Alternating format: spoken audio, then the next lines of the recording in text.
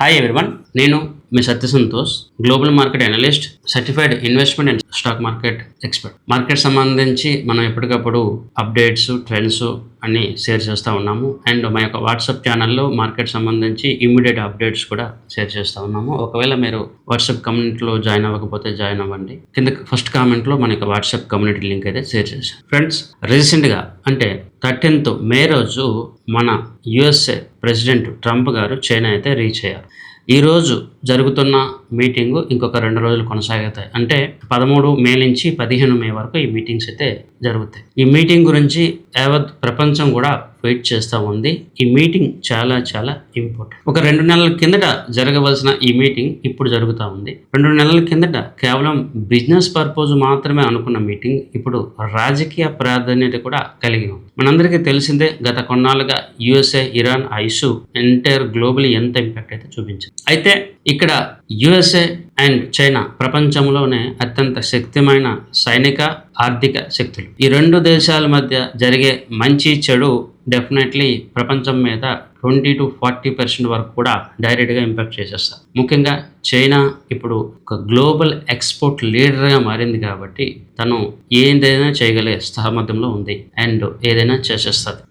అయితే గత కొన్ని సంవత్సరాలుగా చైనా యొక్క ఆధిపత్యాన్ని యాక్సెప్ట్ చేయని అమెరికా లాస్ట్ 1.5 year నుంచి చైనాని ఇబ్బంది పెట్టాలని చెప్పి టారిఫ్స్తో, ఇతర స్ట్రాటజీస్తో ట్రంప్ అండ్ కో కొన్ని ప్రయత్నాలు అయితే చేశారు. అవన్నీ కొన్నిసార్లు ఇంపాక్ట్ చూపించిన, చాలాసార్లు ఫెయిల్ అయితే అయిపోయాయి. ఇవన్నీ పక్కన పెడితే ఈరోజు మనం మాట్లాడుకోవాల్సిన కొన్ని కీ పాయింట్స్ ఏంటంటే, ట్రంప్ చైనా పర్యటనలో కొన్ని కీ పాయింట్స్ మీద వాళ్ళు మాట్లాడొచ్చు అని చెప్పి మార్కెట్ అయితే భావిస్తూ ఉంది. అందులో ప్రధానమైనవి రాజకీయ పరంగా ఉన్న యుఎస్ఏ, ఇరాన్ ఆ ఇష్యూ, మరోవైపు తైవాన్.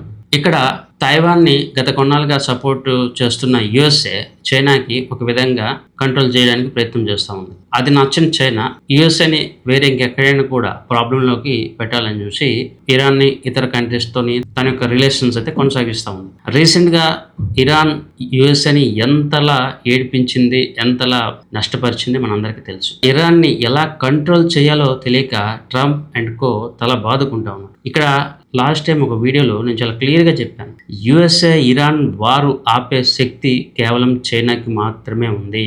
ఈ వారు ఎప్పుడు ఆగాలో నిర్ణయించేది చైనా మాత్రమే అని చెప్పాను. అది ఇప్పుడు ట్రంప్కి బాగా అర్థమైనట్టుగా ఉంది. సో ఇది ప్రాధాన్యత ఉన్న మెయిన్ పాయింట్. అయితే చైనా వెళ్లే ముందు ట్రంప్ దీనికి సంబంధించి ఒక స్టేట్మెంట్ అయితే చేశారు.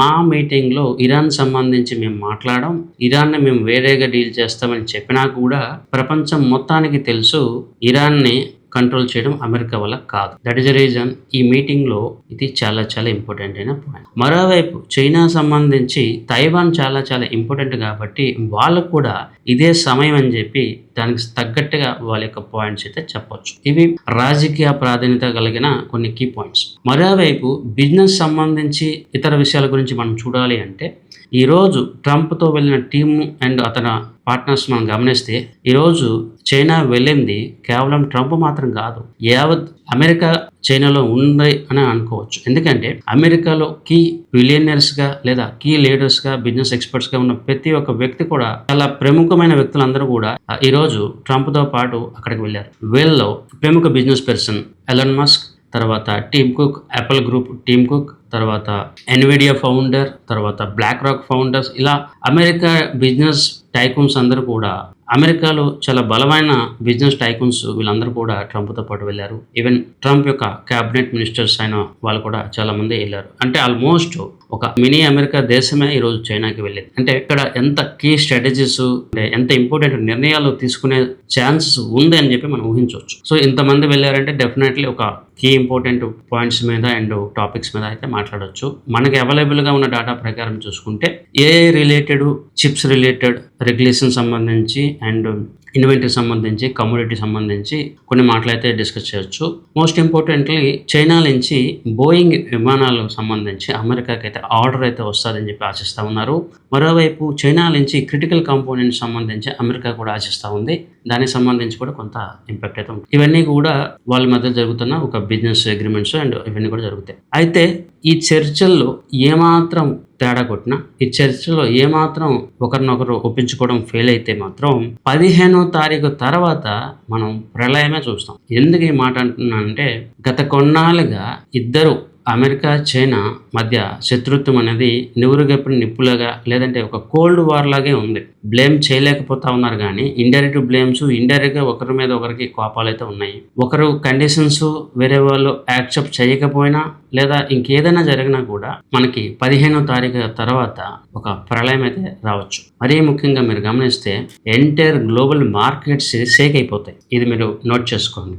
ఈ డీల్ ఏమాత్రం ఫెయిల్ అయితే మీకు మండే మార్కెట్లు కుప్పకూలిపోతాయి. లేదా ఇది ఓకే అయ్యింది, ఇద్దరు మంచిగా చాలా వరకు చాలా టర్మ్స్లో యాక్సెప్ట్ చేశారు అనుకోండి, మీకు మండే గ్యాప్ అప్ అయిపోతుంది. ఏదైనా కూడా మీకు మోస్ట్లీ మండే ఒక 500 పాయింట్లు పైనే గ్యాప్ అప్ లేదా గ్యాప్ డౌన్ అయ్యే ఛాన్సెస్ చాలా ఎక్కువగా ఉన్నాయి. సో ఇవి చాలా చాలా ఇంపార్టెంట్. గ్లోబల్ మార్కెట్స్తో పాటు ఇప్పుడు చైనాకి కొన్ని కీ పాయింట్స్లో ఇంపార్టెన్స్ ఉంది.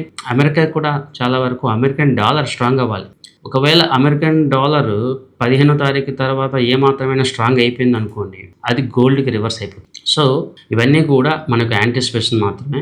మనకి 15వ తారీఖు తర్వాత అప్డేట్స్ అయితే వస్తాయి కాబట్టి మనం ఈలోగా ఇలా జరగవచ్చు అని చెప్పలేం. ఇలా జరిగితే ఇలా జరుగుతుందని చెప్పి అనుకోవచ్చేమో కానీ వాళ్ళిద్దరి మధ్య ఏ టర్మ్స్ ఎలాగా అగ్రీ అవుతారు ఏమన్నది మనకు ఒక ఐడియా లేదు. సో 99% వాళ్ళు స్మూత్గానే డీల్ చేస్తారు అండ్ వాళ్ళు చాలా పాయింట్స్లో అగ్రీ అయితే అవుతారని నేనైతే అనుకుంటా ఉన్నాను. బట్ ఇంకా వాళ్ళ ఇంటర్నల్ థింగ్స్ ఏమో మనకు తెలియదు కాబట్టి ఇప్పుడు మనం కామెంట్ చేయలేం. ఏదైనా కూడా మనం 15వ తారీఖు తర్వాతే ఇన్వెస్ట్మెంట్ సంబంధించి లేదంటే మార్కెట్ సంబంధించి ఒక మైండ్ సెట్లోకి రావచ్చు. ఆప్షన్ ట్రేడింగ్ లేదా ఇతర వాటి గురించి అది వేరే విషయం. But when it's comes to normal market and gold market మీకు 15వ తారీఖు తర్వాత ఒక భారీ చేంజ్ కానీ మార్పు కానీ మీకు గమనిస్తారు. అండ్ మరీ ముఖ్యంగా ఈసారి ఈ ట్రంప్ అండ్ జిన్పింగ్ మధ్య డిస్కషన్ కానీ ఇవి కానీ సక్సెస్ అయితే యూఎస్ఏ ఇరాన్ వార్ కూడా ఆల్మోస్ట్ ఎండ్ అయిపోతుంది. అంటే ఆ ఇష్యూ టోటల్గా రిజల్వ్ అయితే అయిపోవచ్చు. బట్ ఇదంత ఈజీ కాదు. యూఎస్ఏ ఇరాన్ ఆ ఇష్యూ కేవలం ఒక ఎమోషనల్ పాయింట్ నుంచి ఇప్పుడు కంప్లీట్గా ఎకనామికల్ పాయింట్లోకి వెళ్ళిపోయింది. ఇరాన్కి ఒక లాస్ బేర్ చేయడం ఇవన్నీ కూడా కొంతవరకు ప్రాబ్లమేటిక్గా ఉన్నాయి. చూద్దాం, అది ఏదైనా కూడా చైనా ఇన్వాల్వ్ అవుతుంది కాబట్టి మోస్ట్ ఇంపార్టెంట్లీ మనం అర్థం చేసుకోవాలి. చైనాకి కూడా ఈ ప్రాబ్లం అనేది సాల్వ్ అవ్వడం ఇప్పుడైతే తనకి ఓకే. ఇదివరకు అయితే అమెరికా దిగి రాలేదు, అమెరికా వీళ్ళ టర్మ్స్ ఒప్పుకోరు అని చెప్పి కొన్ని పాయింట్స్ అయితే ఉన్నాయి. ఇప్పుడు అమెరికా స్వయంగా చైనాకి వెళ్తుంది కాబట్టి చైనా యొక్క కండిషన్స్ అమెరికా ఒప్పుకునే అవకాశాలు చాలా ఎక్కువగా ఉన్నాయి. And at the end Trump and Jinping ఇద్దరు కూడా బిజినెస్ పీపులే. సో వాళ్ళ మైండ్ సెట్ ఎప్పుడు కూడా బిజినెస్ని డిస్టర్బ్ చేయకూడదు, బిజినెస్ చేసుకోవాలని అనుకుంటారు. సో ఐ హోప్ ఇది చాలా వరకు సక్సెస్ అవుతుందని, ప్రాబ్లమ్స్ ఈజ్ అవుతాయని చెప్పి మనం అయితే ఆశిస్తాము. అంతకుమించి మనం ఏమీ చేయలేము. యాజ్ ఏ ఆడియన్స్ వాళ్ళ యొక్క మీటింగ్స్ని మనం వాచ్ చేయడం మాత్రమే మనం చేయగలం. ఈలోగా మన ఇన్వెస్ట్మెంట్ జర్నీని ఎలా ప్లాన్ చేసుకోవాలి ఇవన్నీ కూడా మనం అయితే వర్కౌట్ చేసుకోవాలి. ఐ హోప్ ఈ వీడియో మీకు నచ్చింది అనుకుంటా అండ్ హెల్ప్ఫుల్గా ఉందని అనుకుంటాను. మార్కెట్ సంబంధించి అండ్ డిఫరెంట్ ట్రెండ్స్ సంబంధించి నేను ఎప్పటికప్పుడు మీకు కీ అప్డేట్స్ అయితే షేర్ చేస్తూ ఉంటాను. Thank you for watching this video. నేను మీ సంతోష్ సత్యమోజయ్.